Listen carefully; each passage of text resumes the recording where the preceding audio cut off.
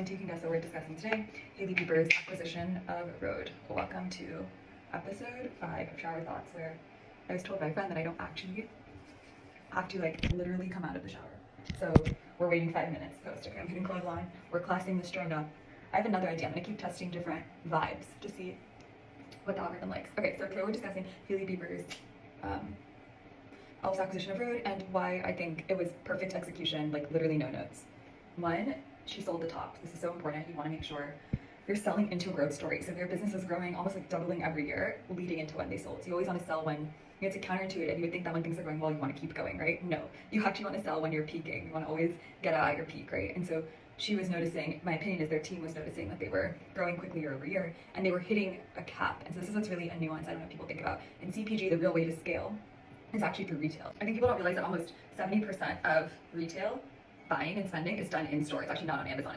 It's much smaller of a percent than people think. In Latin America, it's 90% is still done. Like the shopping is done in store. So to really reach that level of scale, you can kind of tap out being in New York or LA.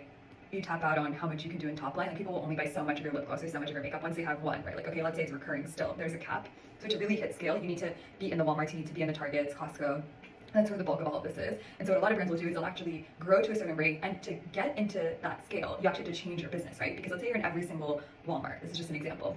You would need consistent supply, right? Like if I go to Walmart and expect it every week that Colgate toothpaste is there, they can't run out of it. And so if you're a smaller brand, you don't have the infrastructure to make sure that you are always restocked immediately everywhere across the country in that toothpaste aisle, right? And so you need someone to help you with that, which is why some of these brands, when they hit scale, they will sell to someone like an Elf, or they'll sell it to a Procter & Gamble.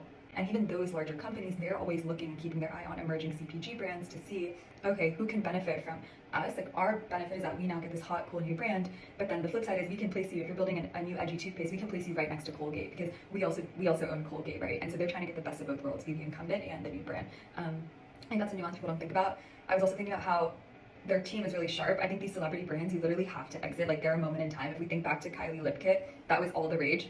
It got to $1 billion valuation. What happened? Like I'm sure those lip kits are, going for sale at TJ Maxx, and you don't want that. You want to sell the news, is what they say in finance. You want to sell at the peak news, like when you're at the peak and the height of your popularity is when you want to exit the position.